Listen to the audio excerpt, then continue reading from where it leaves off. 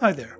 In this lecture, we're going to look at neoclassical art, but instead of taking it from the vantage of the nobility, we're going to look at it from the perspective of the wealthy and well-heeled. And this is done through the Grand Tour, which was how the merchants and educated went to Italy to learn about classical art. So one of the things that we need to look at is this extraordinary object, the cameo glass, known as the Portland vase, which was constructed sometime in the 1st century AD in Rome. And this exquisite object made of glass was produced over a 2-year period where first a black glass vessel was made, and then a molten white vessel was cased on top of that, and then a skilled gem cutter cut away all of the white glass to create this beautifully, subtly sculpted figures and forms across the surface. Now, this absolutely incredible object is an exquisite example of the high craftsmanship of Roman art. What's extraordinary was that there was a desire to create something like this for people who were of the wealthy merchant class. And it was Josiah Wedgewood and his company in 1759 for making these neoclassical designs popular and accessible and much less expensive to make because it wasn't actually porcelain, but he used mass-produced molds of extraordinary skill that would capture the quality of this cameo glass. You could see here some of their examples of their designs today, and you could see how they've really captured that classical, neoclassical qualities. And it's through the popularity of the Wedgwood designs that people came to see and incorporate the neoclassical aesthetic into their lives. So Josiah Wedgwood, who lived from 1730 to 1795, was a very important artisan and a fairly wealthy man from his artistic skill, and he belonged to the Committee for the Abolition of the Slave Trade, which was founded in 1787. And to encourage people in this cause that he held dear, he created a cameo glass-like object that depicted this slave who is bound in chains, appealing to his masters, "Am I not a man and a brother?" And so this emblem that he created became a very popular design, and it was reproduced in banners and flags and pins that people could use to show their support of the abolition movement. Eventually, Britain abolished slavery throughout the empire with the Abolition Act of 1833. The French colonies re-abolished it in 1884, and the U.S., of course, abolished slavery in 1865 with the 13th Amendment to the U.S. Constitution. Where Josiah Wedgwood got his designs, he worked with a very talented man by the name of John Flaxman, who developed a whole series of drawings that really captured the neoclassical essence. He was masterful in his delicate line work and the way he was able to create the drama of classical art in a way that really accentuated the forms, the designs, and the patterns.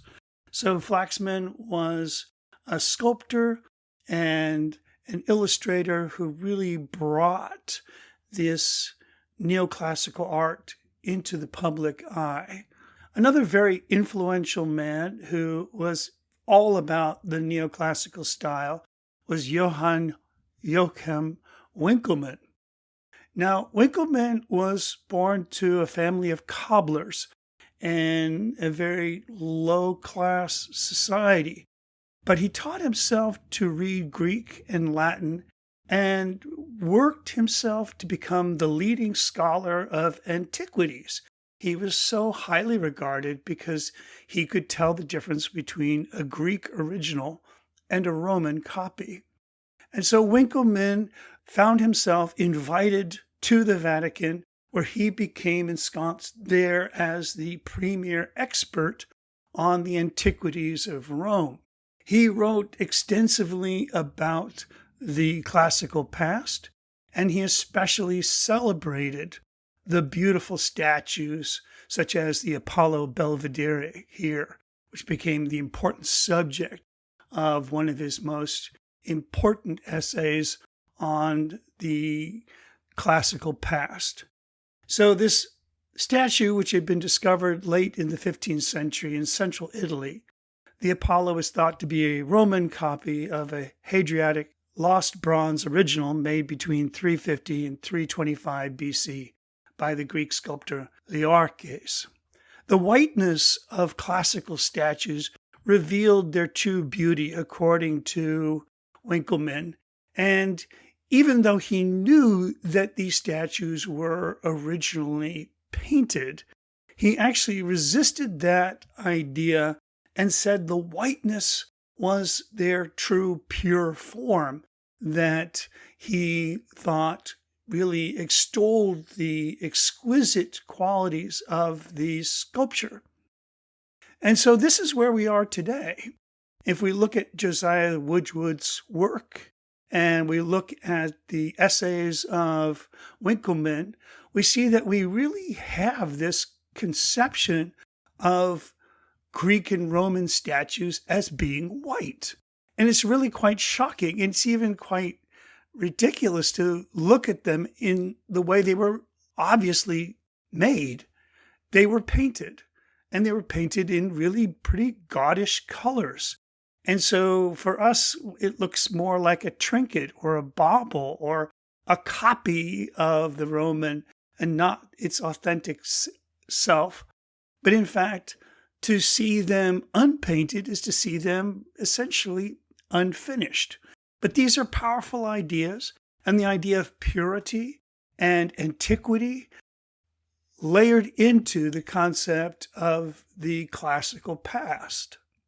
Now, one of the artists who worked closely with Winckelmann in Italy was Anton Raphael Mengs, who is a celebrated artist who used his knowledge of the ancient past to make paintings about religious themes and really brought this idea of neoclassical art to a whole wide variety of subjects. So here we see John the Baptist preaching in the wilderness, but his sculptural form, his gesture, his body really captures the essence of that classical idea of beauty.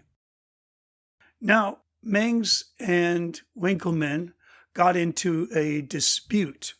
Mengs brought Winckelmann a fresco, which he claimed he had discovered, and Winckelmann just went gaga over it. He thought it was the most extraordinary piece of antique art.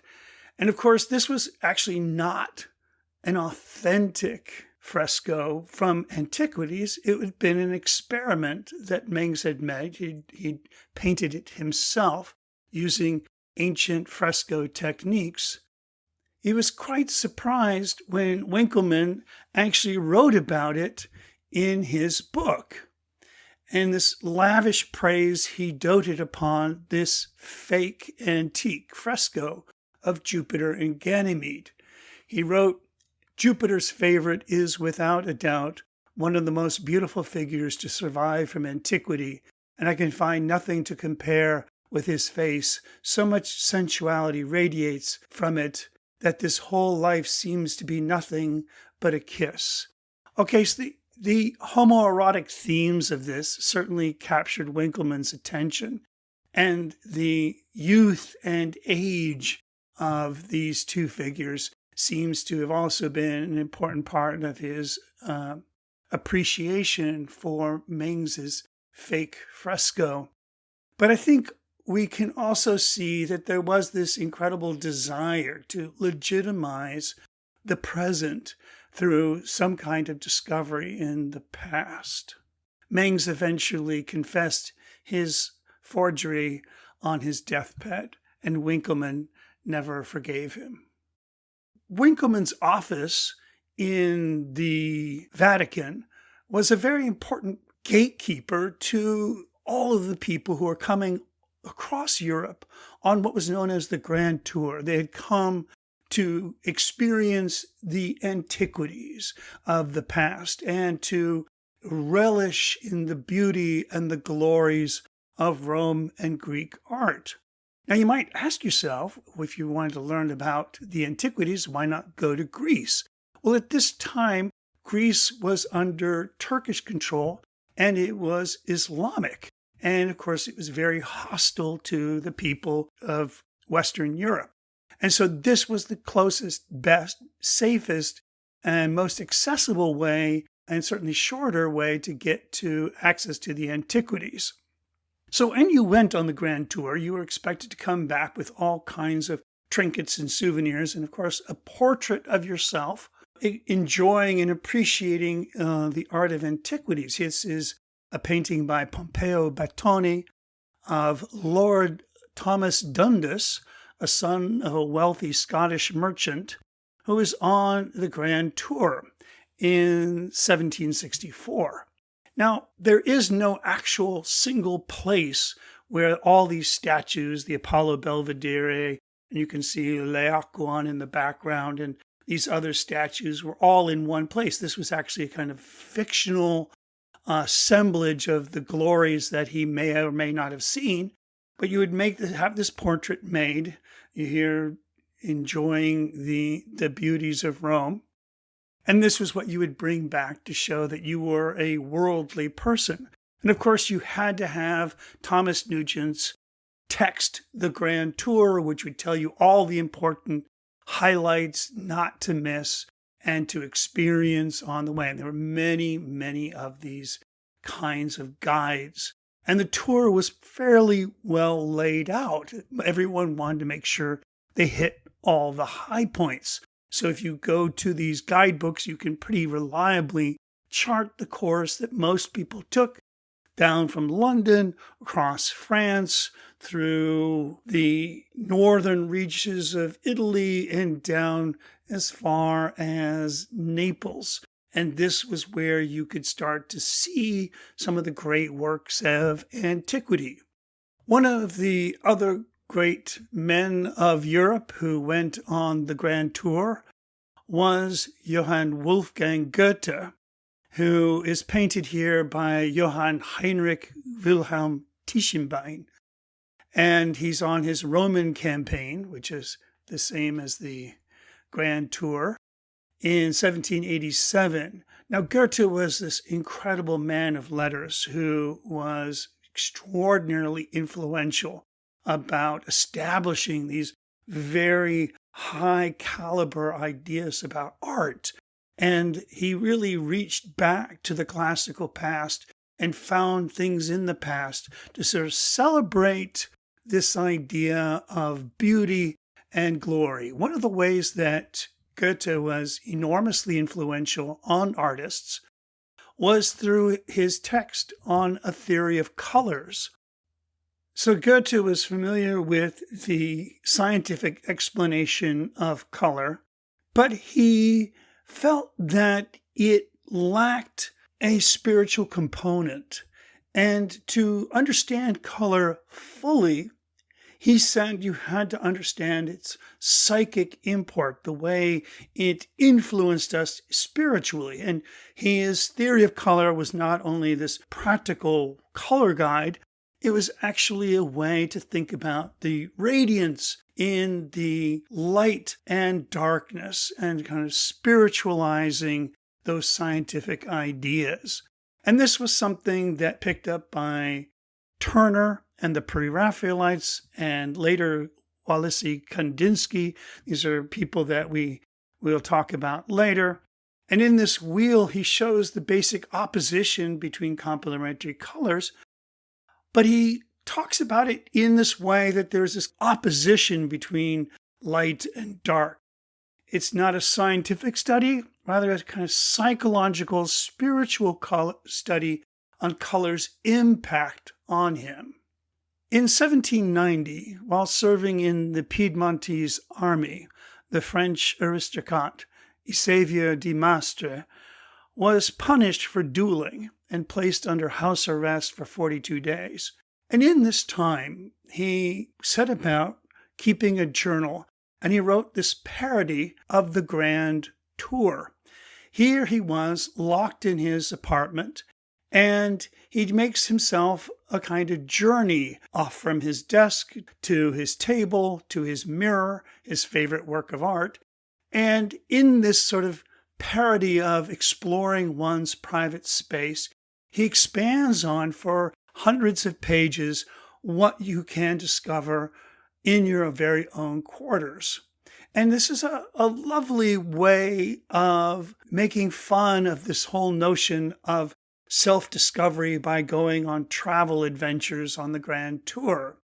He writes, "Was it a punishment that I was exiled to my chamber, to that delightful country in which abound all the riches and enjoyments of the world, as well as they might consign a mouse to a granary, that in his home he found all the nourishment he needed to sustain himself?" So I was traveling through Hamburg airport in 2022, early in the morning. That's why it's empty. And I was surprised to see this statue sitting in a cafe.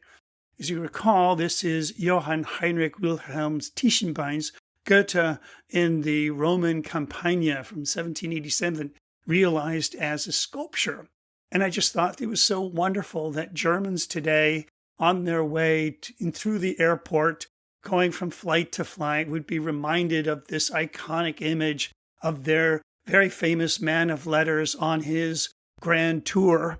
It's a way of saying that even today, we Germans can understand this impulse to travel and enrich oneself.